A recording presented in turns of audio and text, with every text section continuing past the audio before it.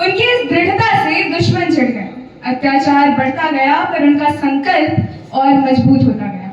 इतिहास कहता है कि सौरभ का शरीर टूट चुका था पर उनकी आत्मा अडिग खड़ी थी, जैसे हिमालय की बर्फ के नीचे जलती हुई आग। उनके साथी भी उन्हें देखकर हिम्मत पाते थे। जब किसी का दर्द बढ़ जाता तो सौरभ कहते, याद रखो भाइयों, ये दर्द कुछ दिन का है, पर हमारी वीरता आने वाले सदियों तक याद रखी जाएगी।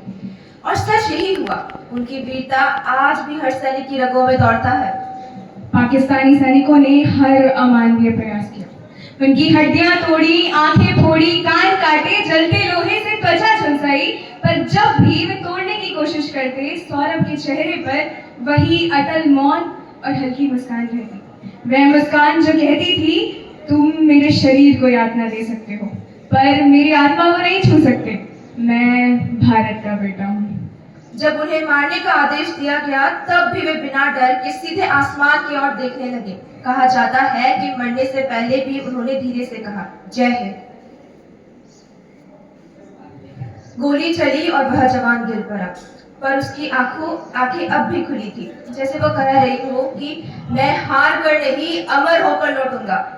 सौरभ कालिया ने यह साबित कर दिया कि साहस सिर्फ युद्ध में गोली चलाना नहीं है, बल्कि मौन रहकर अपने सिद्धांतों पर अडिग रहना भी है।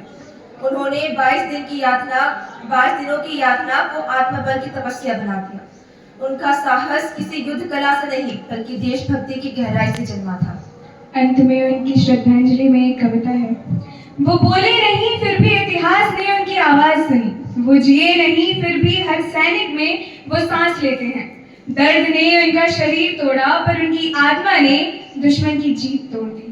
सौरभ कालिया एक नाम नहीं, वो प्रतीक है उस मिट्टी के जो पीड़ा में भी गर्व महसूस करती है और शहीद के लहू में राष्ट्रगान गाती है। धन्यवाद।